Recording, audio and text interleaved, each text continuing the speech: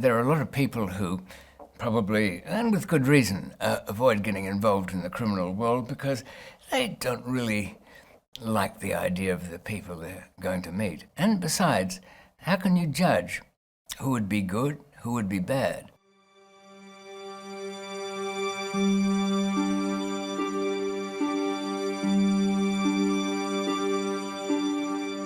People who've been criminals all their life, and this is in a particular way, born into it, had older brothers, had dad was a bit of a villain.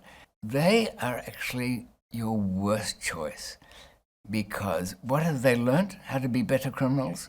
Not necessarily. In fact, they will have learnt how to make you believe that you're one of a great fraternity, that they will keep your secrets, that they will share the spoils, as the honour amongst thieves has it. But in fact, it's not like that. People who've been criminals for life have grown up in a pretty hard sort of family that have done terrible things to each other. They are not the kind of people you should trust. Smuggling is a thing of its own. It's not violent, though some of the people in it, I was really dismayed to see that amongst the finds of a big Belgian police operation down on the port, they even had a container made up that was soundproof with a dentist chair in it, you can imagine. And that was for, what do we call it, debriefing with extreme prejudice, something like that. The kind of people you will need, well, those who are old TV fans might recall the early television series Mission Impossible. There it had Jim Phelps being told what he had to do, what the operation was, and he would sit there flipping through files of looking for people with the skills needed. Maybe somebody who could make disguises, somebody who was a good escape artist, somebody else who was good with electronics.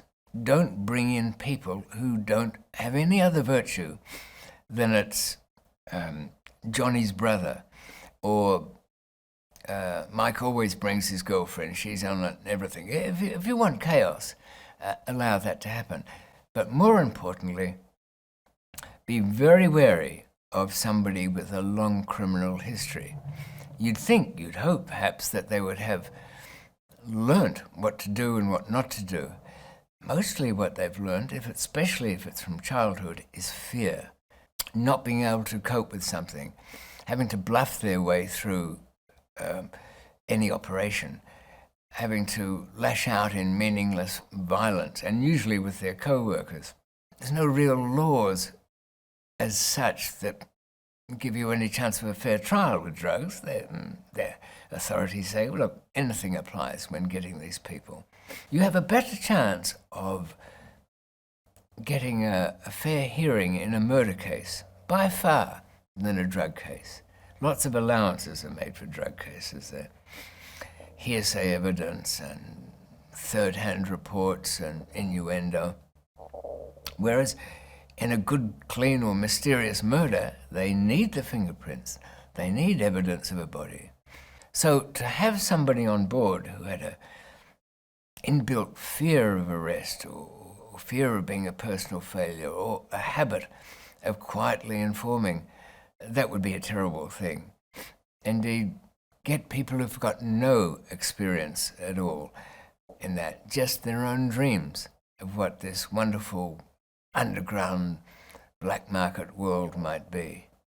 Because people don't really have the experience and the skills that would be useful in smuggling, carrying things across borderlines is about the extent of it. Now, the value of that has changed quite a lot. When I was starting out, I could afford to pay couriers $20,000 without feeling a pinch at all. And that is so much higher than it is now. There are couriers who work effectively for wages. There are people driving around London streets with kilos of coke in the back of a car for, again, which wouldn't amount to much more than halfway decent wages in a trade. The very best of them was Peter Dale, a kind of gambler by nature. And you know, a gambler by nature is a person who has the supreme confidence that somehow life is going to reward him any day soon. if just he cracks the right moment, wears the right shirt, steps on the right footpath, avoids the cracks. I've watched Peter as he came through an airport once. It was Zaventem, the Brussels airport. And I didn't need to coach him in any ways how to present himself. But he arrived with his secret cargo, but he was dressed in a very expensive kind of sports outfit, carrying what was no doubt an expensive tennis racket in its fancy case. He exuded such confidence. All the officials just waved him through.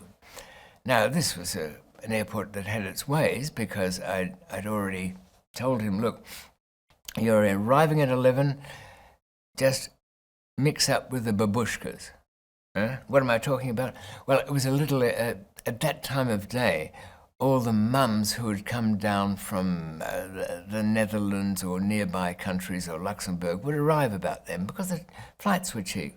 Now, these were women who'd been through the Great War, WW2, the big one, and they knew their way around the odd official carrying a gun. So, because they had lots of things to carry out to the children, like soup and biscuits they'd march through customs exit, grab a trolley, because all the ones inside were gone, drag it back through customs entrance, sometimes get stopped by young and inexperienced border guards, saying, madam, you can't really just walk in and out of customs as you please. What's he doing? He's pointing a gun at me, bastard. We had the Nazis. They knew how to do their business. They settled their accounts with guns too. They would go on at them with such vengeance that they just melted into the background, and the older customs officers would look at them, well, we told you to keep away from the little fat ladies. So Peter had been told to mingle with that lot, but he was ahead of me there. I asked him where was his confidence coming from, and he said that he imagined himself as an international tennis pro, touring the world, winning like Roger Federer almost anything that he walked into. And that made him the best at what he did. He was a bit mean to my American Express card that I gave him for the job on the expenses. I'm not quite sure where a rented Maserati for a week would help him get through a customs checkpoint, but don't interfere with an artist at work, and I left him to it. Having said that, because Peter was so eminently trainable and could assume these different personalities, when the big arrest came and he looked at his position and thought, I don't like this being in trouble. I don't want to be a courier in a big drug case. I think I'll be a state witness. And that's what he became. And I suppose that gets to the point of knowing the landscape. I've said before, know the people and your enemy, as it were, the opposition, the other side, and how they think. But another key ingredient is the geography of where you're going to go. From one side of it, your personal protection, for example.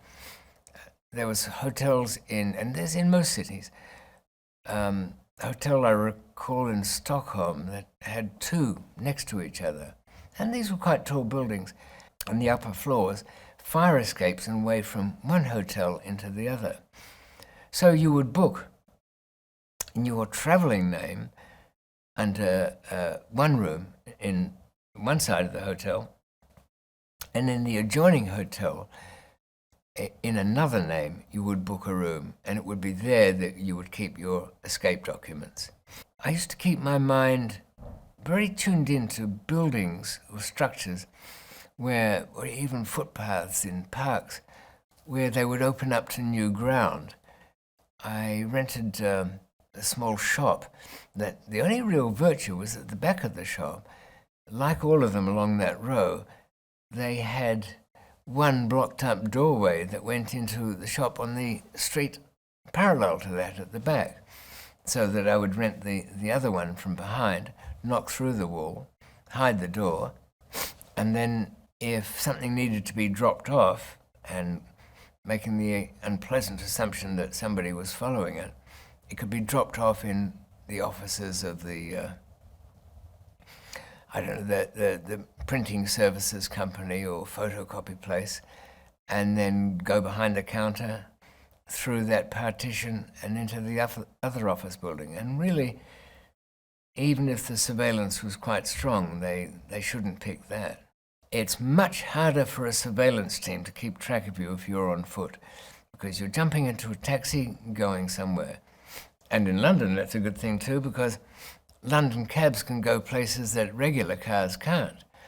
And if you see what's supposed to be a civilian car going down a taxi driver's only lane, you'll start to wonder what that means. Secondly, you can get out where you want, go into Harrods. The people following you have to dump all their motorised transport. They become the infantry. And when they go behind you, you'll be able to pick up on them. A big surveillance team will use at least 4 cars, maybe 5, and you'll have trouble spotting them. But if you want to see if there's somebody out there, I'd recommend a multi-lane highway. You can't beat the M25. Everybody's got a M25 horror story, so I'll give you a happy story, because it was there that I was able to keep to the speed limit, then move into the left lanes, and when there was a suitable bunch of lorries and trucks up ahead, I'd move in between them. Now, that meant cutting my speed back. The only way they could stay behind me is to slow down. Now, yes, they do have 2 cars there, so one can go ahead without loss. But that cuts it back. Now you've only got 1 following you. And when you move out from between these trucks and then increase your speed up again, that one who's left has no choice but to increase his speed too. So that's the car that you're looking for. You will have identified the fact that you're being followed. Using many cars to follow a person is really only reserved for the day of the arrest or early on when they haven't identified who you are, because once they know who their target is, it's just about all electronic from there. Ever heard of a Polaroid camera? Well, you don't need one. You can use your phone. But before you leave the office or the house or the room that counts, the room with a lot of papers and the room with a lot of little boxes to look at, stand at the door, turn and take a photograph of it. When they've moved furniture about to see if there's any hidden compartments, they haven't moved it quite right, and a couple of times it's trapped something underneath there. So when you take a photograph when you come back home and compare the two, then you can see what's changed in the room. But beware of turning into some kind of obsessed bug searcher or ending up like those Colombians who were doing nothing but employing 20 guys to check that nobody was listening in or nobody was searching for them, or that the undercovers were identified. That way lies madness. If your plans aren't broad enough to allow that to happen. But still, my very first family lawyer gave me pretty good advice, and I think it's been echoed in film a couple of times, that if you've got that much heat on you, get out of Dodge City. An old school chum he knew what I did. I think he had a little weed farm under his house or something like that as well, but not much.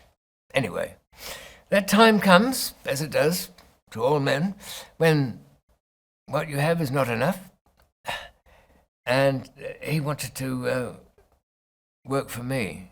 Well, as I'd said before, he never had any skill set that was particularly applicable. He asked me what he'd be carrying. I said, really, just, does it matter? If you want to keep something in mind, just think it's the worst thing you can ever think of, plutonium or powdered babies or something like that. Was it hard drugs? Yes, very, very, hard, brittle, like diamond. I don't know whether I could do that. No. He was a moral character, an old school friend, And here's the point of me telling you this. When I told him what he'd get paid, the 20,000, which was high money in those days, high money today, David, this is the hard stuff, this is the bad stuff, this is really poor. I see in the papers it's worth like millions. I thought I'd get like, $500,000 or something. But I can get people, I pointed out, who'll do this for half of what I'd pay you. Yes, but he explained, but they're probably criminal, I guess, like scum. This is me. Oh, I said, pretending I understood. Right, you're a good person, a moral man, upstanding fellow. High standards. You wouldn't normally do this, so you should get a premium, shouldn't you? There is a belief, and I need to be careful about that. Somebody who rates themselves highly enough that coming in with you on some bit of dodgy business, only this once, you understand, just because I've got this exceptional situation I need the money for, they're the people who will be most repentant when things go wrong. They will be the people that will have no faith in anything once things go wrong. They will rat you out very quickly. People who come to you saying that they're willing to do something that's not in their nature, be wary of them. Somebody who comes to you and says, listen, this seems like it'd be really interesting to do. That's somebody worth listening to a second time, because that implies a certain dedication to it, an interest in it. You're choosing people for not really what they are, but how they appear, because it's what the appearances are everything. And the less they know about the criminal world, the better. Hand's gone down deep into a side pocket. Pulled out a bit of hash. Oh, flashback. A little block of hash somebody gave me months ago. I've been traveling with this thing for a long time. That moment, that horrible moment when you realize it's going to be a long day.